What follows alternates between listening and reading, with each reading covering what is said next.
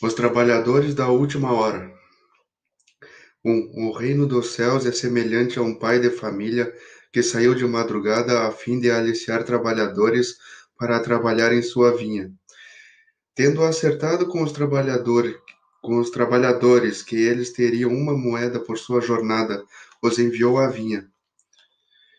Saiu ainda na terceira hora do dia, tendo visto outros que estavam na praça sem nada fazer, lhes disse: Ide vós também, vós outros, para a minha vinha, e eu vos darei o que for razoável. E eles para lá se foram. Saiu ainda na sexta e na nona hora do dia, e fez a mesma coisa. E tendo saído na 11ª hora, encontrou outros que estavam lá sem nada fazer, e lhes disse: Por que permaneceis aí durante todo o dia sem trabalhar? Disseram-lhe, porque ninguém nos aliciou. E ele lhes disse: Ide vós também, vós outros, para a minha vinha. A tarde tendo chegado, o senhor da vinha disse àquele que tinha a incumbência dos seus negócios: Chamai os obreiros e pagai-lhes, começando desde os últimos até os primeiros. Aqueles, pois, que não tendo vindo para a vinha senão quando a 11ª hora estava próxima, receberam uma moeda cada um. Os que foram aliciados primeiro, vindo a seu turno, crer, creram que se lhes daria mais, mas não receberam senão uma moeda cada um. E, em a recebendo, eles murmuravam contra o pai de família, dizendo: Estes últimos não trabalharam senão uma hora, e vós os tornais iguais a nós que carregamos o peso do dia e do calor. Mas, em resposta, ele disse a um deles: Meu amigo, eu não vos fiz errado. Não acertastes comigo uma moeda pela vossa jornada? Tomai o que vos pertence e ide. Por mim quero dar a este último tanto quanto a vós. Não me é, pois, permitido fazer o que quero? E o vosso olho é mau porque eu sou bom? Assim os últimos serão os primeiros, e os primeiros serão os últimos, porque há muitos chamados e poucos escolhidos. São Mateus, capítulo 20, versículos 1 a 16. Instruções dos Espíritos. Os últimos serão os primeiros. 2. O trabalhador da última hora tem direito ao salário, mas é preciso que a sua vontade tenha estado à disposição do Senhor, que o devia empregar, e que esse atraso não seja o fruto da sua preguiça ou da sua má vontade. Tem direito ao salário porque desde a madrugada esperava impacientemente aquele que, enfim, o chamaria ao trabalho. Era trabalhador, só o trabalho lhe faltava. Mas se tivesse recusado o trabalho a cada hora do dia, se tivesse dito, tenhamos paciência, o repouso me é agradável. Quando a última hora soar, será tempo de pensar no salário da jornada. Que necessidade teria de me incomodar por um senhor que não conheço, que não amo? Quanto mais tarde será melhor. Este, meus amigos, não teria encontrado o salário do obreiro, mas o da preguiça. Que será, pois, daquele que, em lugar de permanecer simplesmente na inação, tiver empregado as horas destinadas ao labor do dia em cometer atos culpáveis? Que tiver blasfemado contra Deus, vertido o sangue de seus irmãos, lançado a perturbação nas famílias, arruinando os homens confiantes, abusado na inocência, que tiver enfim se chafurdado em todas as ignomínias da humanidade. Que será, pois, daquele? Basta ele dizer na última hora: Senhor, eu empreguei mal o meu tempo. Tomei-me até o fim do dia, que eu faça um pouco, bem pouco da minha tarefa, e dai-me o salário do trabalhador de boa vontade? Não, não, o Senhor lhe dirá: Não tenho trabalho para ti, no momento. Esbanjaste o teu tempo, esqueceste o que aprendeste, e não sabes mais trabalhar na minha vinha. Recomeça, pois, a aprender, e quando estiveres mais disposto, virás a mim, e eu te abrirei meu vasto campo, e tu poderás nele trabalhar a cada hora do dia. Bons espíritas, meus bem-amados, sois todos vós obreiros da última hora, Bem orgulhoso seria aquele que dissesse: comecei o trabalho no alvorecer e não o terminarei, senão no declínio do dia. Todos vós viestes quando fostes chamados, um pouco mais cedo, um pouco mais tarde, para a encarnação da qual carregais os grilhões. Mas desde quantos séculos o Senhor vos chamou para a sua vinha, sem que tivesses querido nela entrar? Eis o momento de receberdes o salário. Empregai bem essa hora que vos resta, e não ouvideis jamais que a vossa existência, tão longa que vos pareça, não é senão um momento bem fugidio na imensidade dos tempos que formam para vós a eternidade. Constantin, Espírito Protetor, Bordeaux, 1863. 3. Jesus gostava da simplicidade dos símbolos e, em sua vigorosa linguagem, os trabalhadores chegados à primeira hora são os profetas. Moisés e todos os iniciadores que marcaram as etapas do progresso, seguidos através dos séculos pelos apóstolos, os mártires, os pais da igreja, os sábios, os filósofos e, enfim, os espíritas. Estes, os últimos a virem, foram anunciados e preditos desde a aurora do Messias, e receberão a mesma recompensa. Que digo eu? Uma mais alta recompensa. Últimos a chegar, os espíritas aproveitam dos trabalhos intelectuais de seus predecessores, porque o homem deve herdar do homem, e seus trabalhos e seus resultados são coletivos. Deus abençoa a solidariedade. Muitos dentre eles, aliás, revivem hoje ou reviverão amanhã, para arrematar a obra que começaram outrora. Mais de um patriarca, mais de um profeta, mais de um discípulo do Cristo, mais de um propagador da fé cristã se encontram entre eles, porém mais esclarecidos, mais avançados, trabalhando não mais na base, mas no coroamento do edifício. Seu salário será, pois, proporcional ao mérito da obra. A reencarnação, esse belo dogma, eterniza e precisa a filiação espiritual. O espírito chamado a prestar contas do seu mandato terrestre compreende a continuidade da tarefa interrompida, mas sempre retomada. Vê, sente, que apanhou no voo o pensamento dos seus antepassados. Reentra na liça, amadurecido pela experiência, para avançar ainda. E todos, trabalhadores da primeira e da última hora, olhos abertos para a profunda justiça de Deus, não murmuram mais e adoram. Tal é um dos verdadeiros sentidos desta parábola que encerra, como todas as que Jesus dirigiu ao povo, o germe do futuro e também sob todas as formas, sob todas as imagens, a revelação dessa magnífica unidade que harmoniza todas as coisas no universo, dessa solidariedade que religa todos os seres presentes ao passado e ao futuro. Henri Heine, Paris, 1863. Missão dos Espíritas.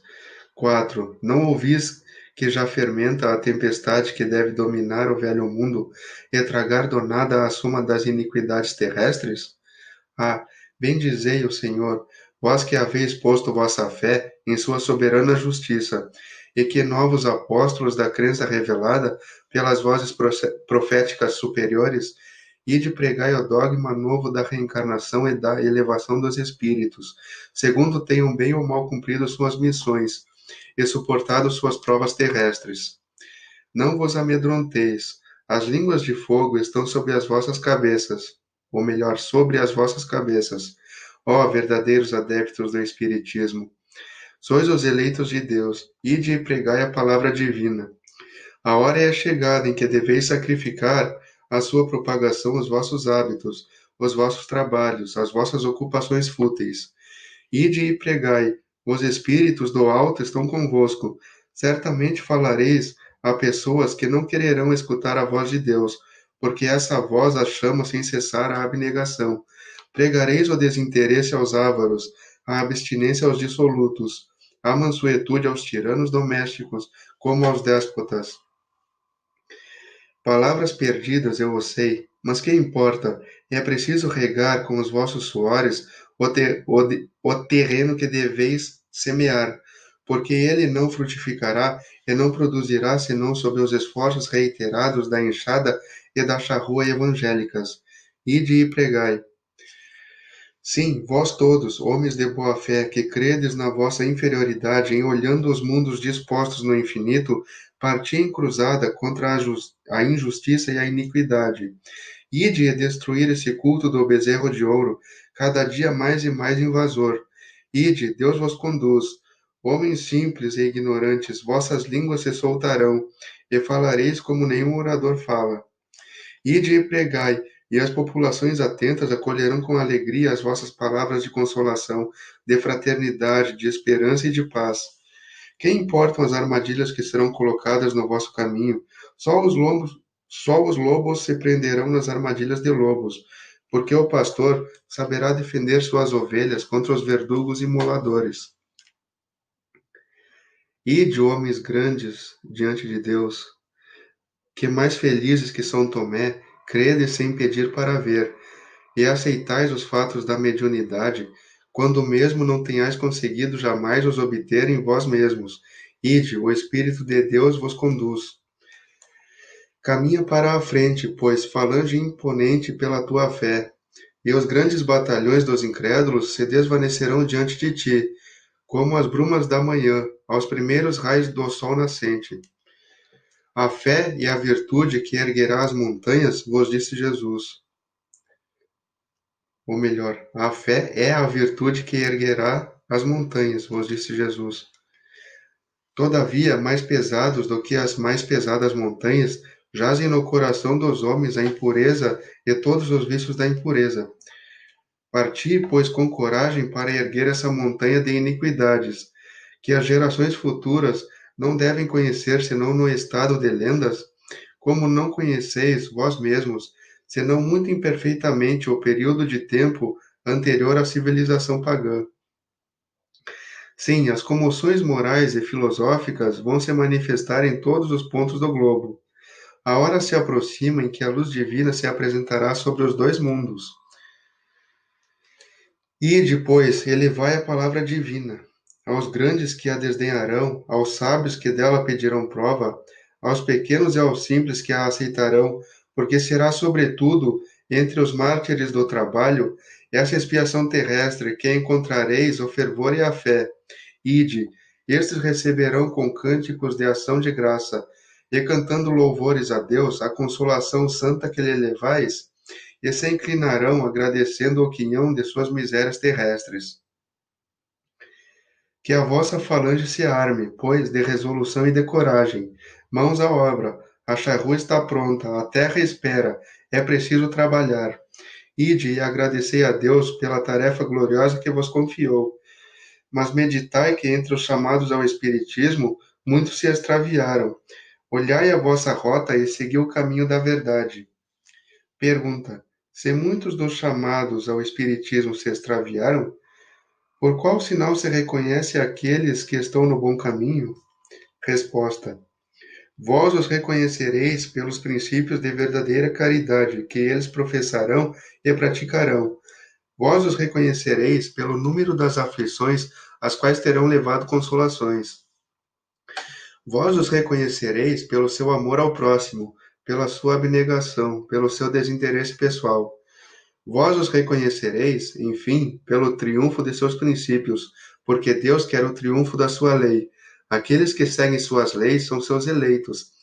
E ele vos dará a vitória, mas esmagará aqueles que falseiam o espírito dessa lei e fazem dela um meio para satisfazer a sua vaidade e a sua ambição. Erasto, anjo guardião do médium, Paris, 1863. Os obreiros do Senhor.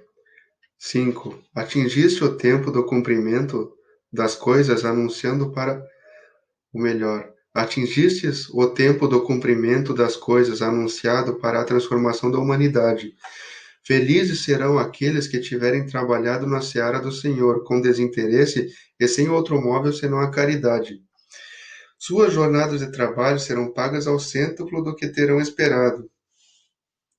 Felizes serão aqueles que terão dito a seus irmãos: irmãos, trabalhemos juntos e unamos os nossos esforços a fim de que o Senhor encontre a obra pronta à sua chegada.